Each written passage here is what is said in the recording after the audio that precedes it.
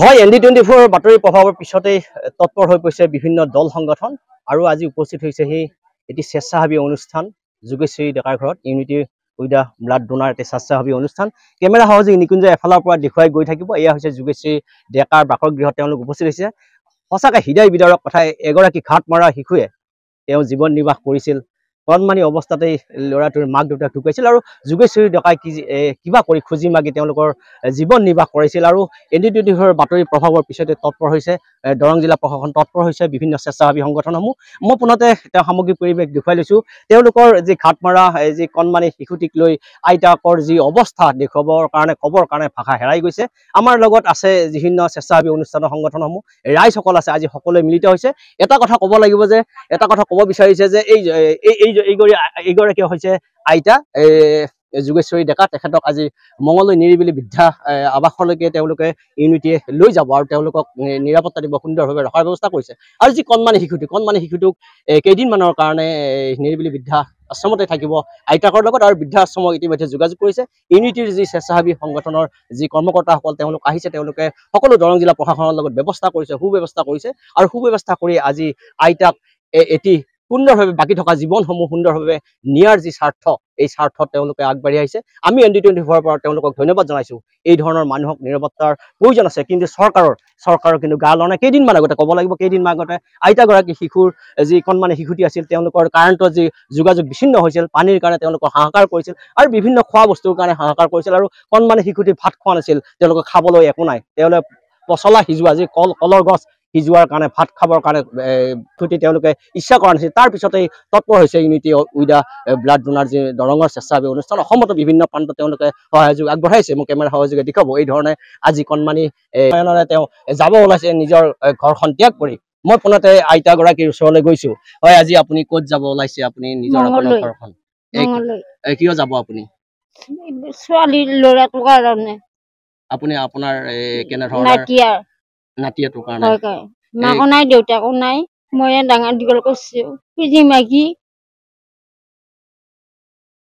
তাৰপিছত এতিয়া মই ছোৱালীটোৰ কাৰণে ভাল হ'ব কাৰণে মই ব্যৱস্থা কৰিছো।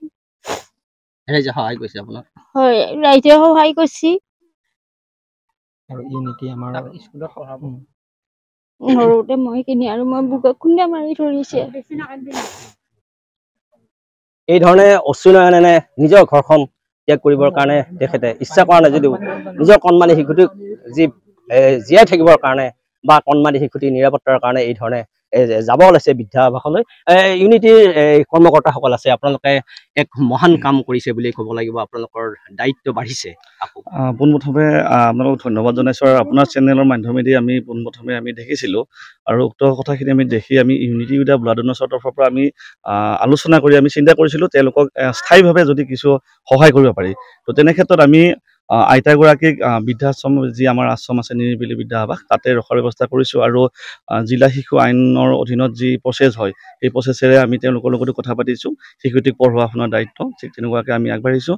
এতিয়া আমি এইকেইটা দিন আমি আশ্ৰমতে তেওঁলোকক আমি ৰাখিম, যিহেতু ঘৰটো একেবাৰে দেখিছে একেবাৰে পৰিত্যক্ত অৱস্থা, কেতিয়া বাগৰি পৰে একো ঠিক নাই। তেনে ক্ষেত্ৰত যদিও চৰকাৰীভাৱে আমাৰ এই দুদিন বন্ধ আছে, তো দুদিনৰ কাৰণে আমি শিশুটিক আমি আশ্ৰমতে আমাৰ তত্বাৱধানতে ৰাখিম।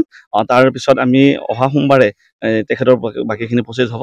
সেই হিচাপে তেখেতে পঢ়া শুনা গোটেইখিনি কৰিব পাৰিব আমাৰ শিশু আইনৰ অধীনত যিখিনি য'ত দিয়ে। সেই হিচাপত আপোনালোকে এটা কথা অনুভৱ হৈছে নেকি যে এই বৰ্তমান যুগতো এই শাসনাধিষ্ঠিত বিজেপি চৰকাৰখনে যি উন্নয়নৰ জয়গান গায়, এই অভিলাষী আঁচনিসমূহ এতিয়াও ঢুকি পোৱা নাই এইসকল মানুহক প্ৰকৃত হিতাধিকাৰী বঞ্চিত হোৱাৰ আপোনালোকে ক'ৰবাত দেখা পাইছে নেকি?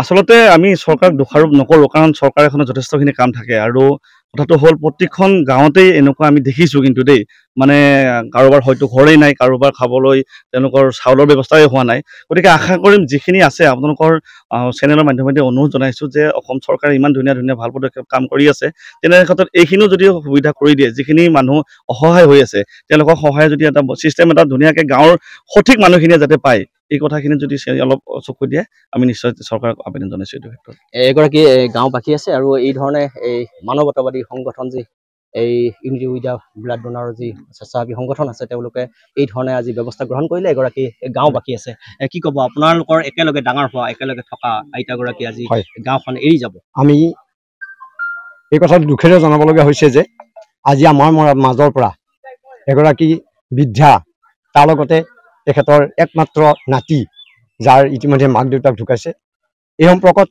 আমি আজি আনন্দ প্ৰকাশ নকৰোঁ যদিও এফালৰ পৰা আমি আনন্দ প্ৰকাশ কৰিবলৈ বাধ্য হৈছোঁ যে ল'ৰাজনৰ ভৱিষ্যতৰ কথা চিন্তা কৰি বা আইতাগৰাকীৰ জীৱনৰ বাকী সময়ছোৱা যাতে তেওঁ সুচিকিৎসা খাদ্য আৰু নিৰাপত্তা পায় তাৰ কাৰণে আমাৰ ইয়াত ৰাইজৰ মাজত তেখেতে যেনেধৰণে নিৰাপত্তা পাব লাগিছিল ৰাইজৰ ফালৰ পৰা তেনেধৰণে নিৰাপত্তা পোৱা নাই ৰাইজে সাধাৰণভাৱে যিখিনি নিৰাপত্তা সেই নিৰাপত্তাখিনি দিয়া হৈছিল যদিও তেখেতৰ কিন্তু সম্পূৰ্ণ অভাৱ ৰাইজে যোগান ধৰিব পৰা নাই এনে ক্ষেত্ৰত আমি আজি সেইফালৰ পৰা আনন্দিত কিন্তু আমাৰ মাজৰ পৰা আমি বৃদ্ধাগৰাকীক বিদায় দিবলগীয়া হোৱাত আমি আচলতে দুখ পাইছোঁ আপোনালোকে খা খবৰ লৈ থাকিব নিশ্চয় আমি খা খবৰ লৈ থাকিম আৰু আমাক আজি যিটো ব্যৱস্থা লৈ যাব এতিয়া আমি এতিয়ালৈকে স্পষ্ট হোৱা নাই যে কাৰ দায়িত্বত কেনেধৰণে যাব ক'ত ৰাখিব এই কথাখিনি আমাক আজি সমাজত স্পষ্ট কৰিলে আমি পৰৱৰ্তী সময়ত যোগাযোগ ৰখাত নিশ্চয় ইয়াৰ পৰা যোৱাৰ কাৰণে গাঁওবাসী হিচাপে আপোনালোকে মতামত আছে নে নাই আপোনালোকৰ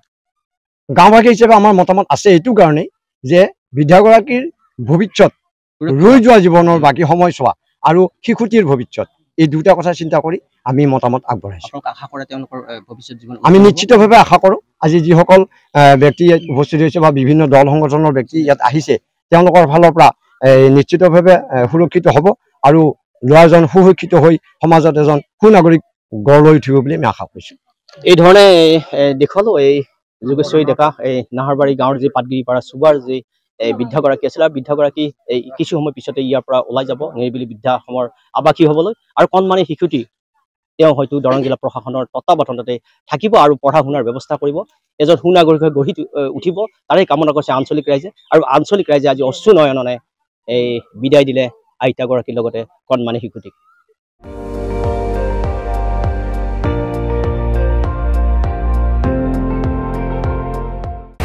আপুনি চাই আছে ND24 সৰ্বশ্ৰেষ্ঠ নহয় সৰ্বোত্তমৰ দৌৰ